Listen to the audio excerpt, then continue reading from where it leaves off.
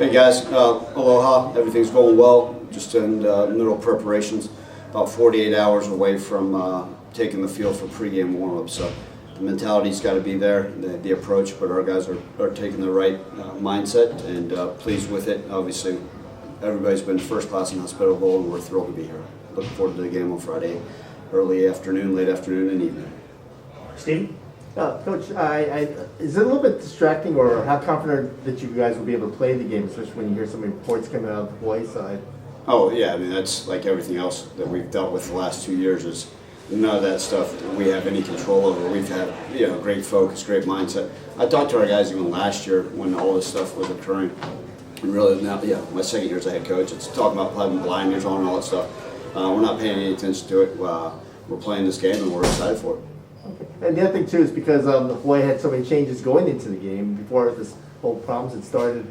Is this now an additional layer of preparation that you have to do just because you just again don't know which personnel will be out there? Yeah, not any different. I mean, we've got 89 guys that are going to be capable of playing. We played Tulane last year with 62 players. So I mean that's college football this day and age. So obviously we want everybody to be healthy and well and make sure there's no safety issues. But until we run out of bodies, without signing something funny, we're good, and we'll game plan accordingly. Can't make any adjustments based off of we don't know who may not be available, and the same with them. They don't know who we brought on this trip and who's not there either. Okay. And again, you talked about just trying to get rid of the distractions of this trip and everything. Sounds like you have managed to do the informative part, but how's the other part been going? Just focusing on the practices. Yeah, knock on wood, right? I think I haven't. It seems like we've been doing okay, keeping our guys out of trouble. There's so many wonderful things this Hawaii has to offer, and our guys have taken the right mindset approach. We talk about it all the time, and anytime you got travel over 260 people, and I'm ultimately responsible for every single one of them. The most important thing is that kickoff at 3:04, and so. Our guys have been great, and they keep the approach, and we've got to keep it down, for at least, really about 55 more hours. Thank you. Thank you. Isaac and then Frank. Hey, Coach, how you doing? Good, Isaac. How are you?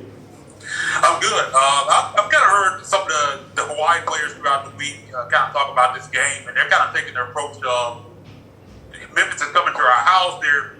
We're defending the whole island of Hawaii. It's got to be a unique situation. I mean, teams at times play both games at home. Memphis played in the Liberty Bowl, but it's got a unique situation, and this one is kind of even more unique than that. Have you guys kind of talked about that aspect at all as a team? Well, we understand that there's a lot of disadvantages to us, right? Having to come over here, still adjusting the time and the weather are the two first things, and then it's a home fan advantage, right? I know there'll be some blue in the stands, but I'd say this: 95% of the fans are going to be there rooting for Hawaii. So those are things. They're used to the stadium. We haven't even had the opportunity to go over there yet. We will do our walkthrough tomorrow night over there. But all those things. Look, they play significantly better at home. Look at their record over the years, and they're a very prideful group. So our guys understand the challenges of that. We've got to treat it no matter what. I don't care if we're playing Liberty Bowl, Aloha Stadium, wherever we may be playing, Yuching Stadium, all those things. It doesn't matter if it's the parking lot at the hotel. We have to have that approach. And to answer that question earlier about having that focus and that mindset, all those other things that come along with playing, in a bowl game, really as a away opponent, with the other team having a home field advantage. That's the nature of it. But again, we go out and play our ball, and we've got to execute ourselves. Frank. Hey, Ryan, I'm not sure what the temperature is right there right now, but how has it been for your players on the field in terms of conditioning, keeping their wind up and all that? Yeah, Frank, it's that fine line. I think 2 days ago when we talked about just being able to deal with it, right? You're playing late December football, which is a great thing. And so you want your guys to be in shape, but you also have to have fresh legs for the game. So it's, we're not coming out here and running wind sprints to try to get them conditioned for this heat. Constantly pushing the hydration, all those things. Our strength and conditioning, our medical staff have done a good job all year preparing them to play these type of games, whether it's in 15 degrees or 82 degrees. I think our guys will be ready.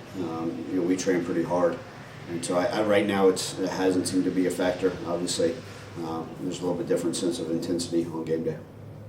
Now you guys have been able to kind of recover from the plane ride and all that. diving into this Hawaii team. What about them offensively and defensively? You think you guys need to focus on? Yeah, look, they're capable of creating some explosive plays. They're going to take some shots early. I went back and watched a couple of their games again this morning. The first play of Nevada, they run a counter play, for 75 yards for a touchdown, right? Then they take a shot over to, big old 84 goes up, makes a play versus UNLV. They're taking shots early in these games, and we have to be able to limit the explosives. So their offense is very capable. I know they'll have a freshman quarterback that started 3 games. Well, that's going to certainly help them. I expect them to play with some tempo. I expect them to be able to take shots and do all those things, regardless. I mean, number 7 for them is one of the best players that we'll face all season. So we're going to have our hands full, and then obviously Coach Clark, with his first time calling plays, is going to make sure that he's got on top of things. My last one for you is, obviously we know Kelvin's not there.